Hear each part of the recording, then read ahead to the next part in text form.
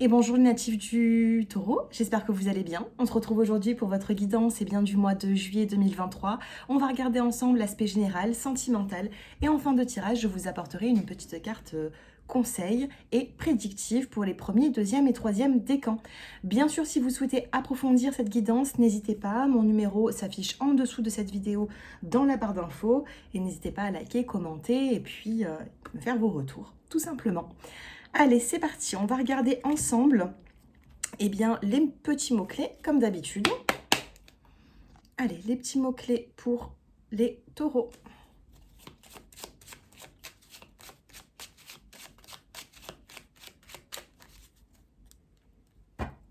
Dans la coupe, on a la clé et la communication. Donc ici, on peut me parler de solution qui arrivera vers vous quand vous allez réussir à communiquer avec une personne. Du moins, la communication, elle arrive.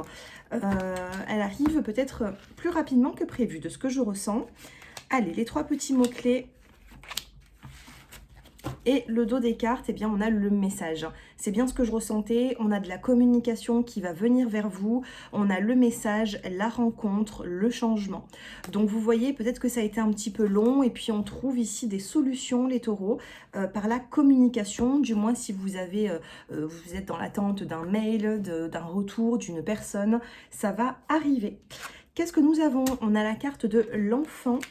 Vous avez également la carte du don. Et vous avez la carte des débuts. Alors ici, on peut me parler de fécondation in vitro, hein, pour certaines personnes qui souhaitent avoir un enfant. Ça peut faire aussi partie, eh bien peut-être pas pour vous, mais pour vos enfants, vos petits-enfants. On a le début d'une...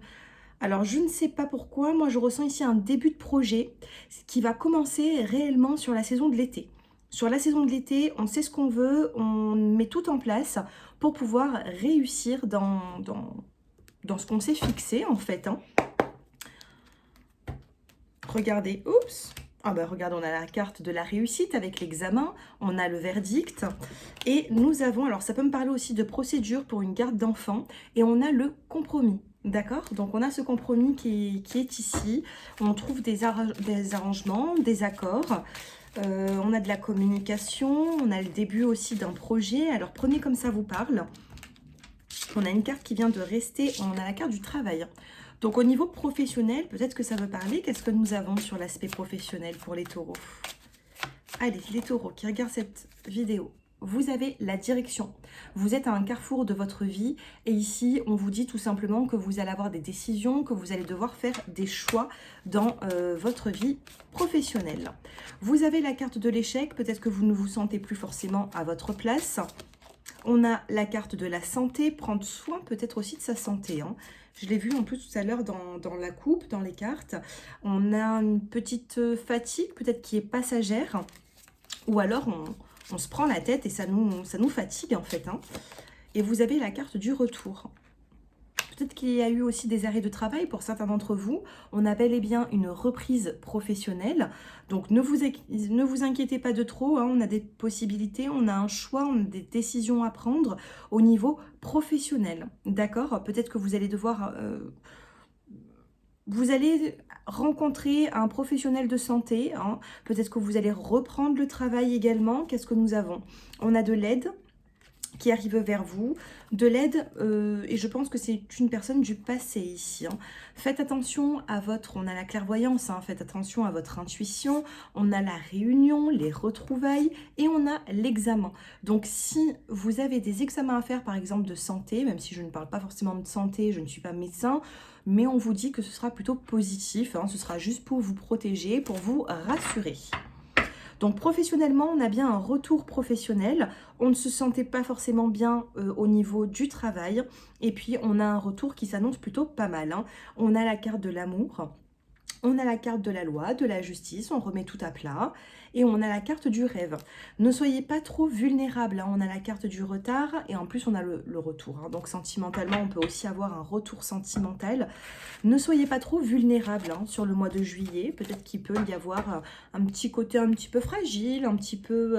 on doute par rapport à certaines évolutions, vous voyez, à votre évolution à vous. Et pourtant, on me dit que c'est positif. hein. Sur la saison de l'automne, peut-être que vous allez, regardez, on a la carte de la vérité, du choix à faire, il y a des décisions à prendre, hein, sur la saison de l'été et on a la clé, on trouve des solutions. Donc pour certains d'entre vous, ça va commencer sur le mois de juillet, pour d'autres, ça peut être toute la saison de l'été où vous allez devoir bien, tout simplement faire des choix pour votre vie, pour arriver à un certain but sur l'automne. Qu'est-ce que nous avons sur l'aspect sentimental pour vous, les taureaux? Allez, dans la coupe, qu'est-ce que vous êtes en train de vivre? On a la puissance et le bonheur. On a ici de forts sentiments vis-à-vis d'une personne. Je pense qu'il y a beaucoup plus de personnes qui me regardent, qui ont quelqu'un en tête, que plutôt des célibataires qui ne pensent à personne. Ça vous fait du bien en fait. D'aimer vous fait du bien. Allez, on va essayer d'en savoir un petit peu plus.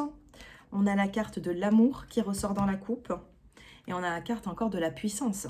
Alors là, les taureaux, vous aimez profondément, vous aimez avec puissance. Qu'est-ce qui peut se passer dans cette relation? On a l'engagement, on a la carte du bonheur.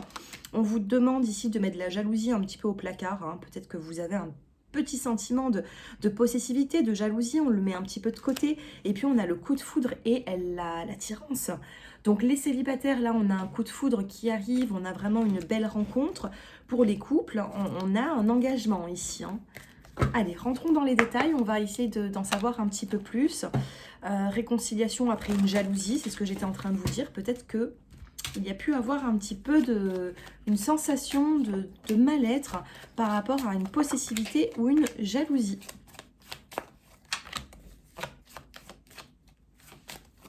Eh bien, ce sera celle-ci. Regardez, dos des cartes, on a le coup de foudre, on a le coup de cœur, les célibataires. Pomponnez-vous, hein, parce que quand vous allez sortir à un moment donné, ça va être le fruit du hasard, hein. On a le coup de foudre et on a l'amour ici, hein.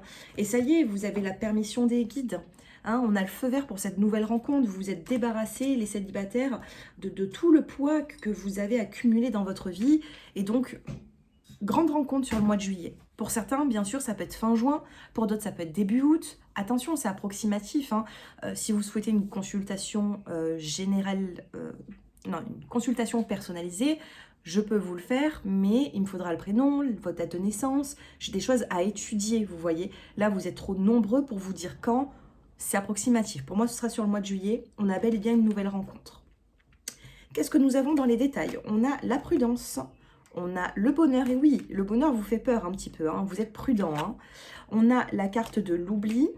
On a la carte, du petit sablier. On a peur que cette rencontre tarde, on a peur que ces retrouvailles tardent, et pourtant ça arrive, hein. On a quand même la carte de l'échec. De l'échec par rapport à quoi? Qu'est-ce qui se passe sur cet échec? On a la peine, les taureaux, et on a un nouveau départ.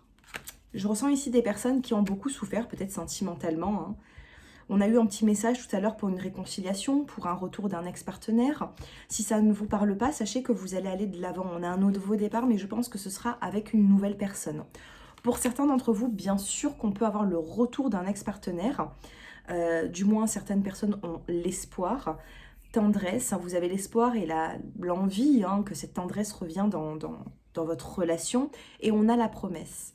Alors là, si la personne, vous savez qu'elle avait des sentiments pour vous, qu'elle vous aimait, on a à 100%, enfin à 95% un retour.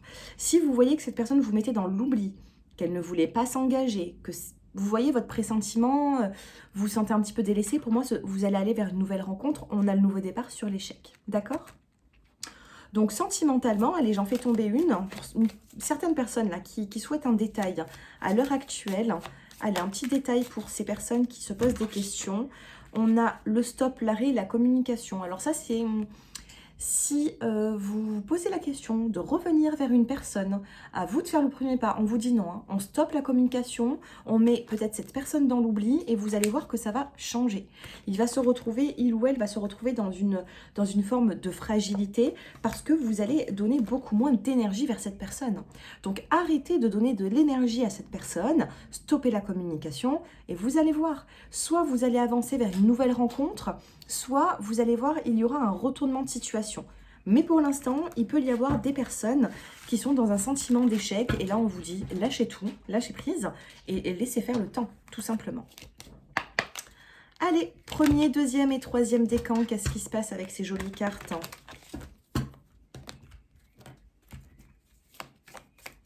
Allez, pour mes chers taureaux qui regardent cette vidéo, juillet 2023.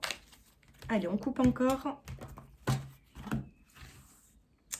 Premier, deuxième et troisième décan. On a la prémonition.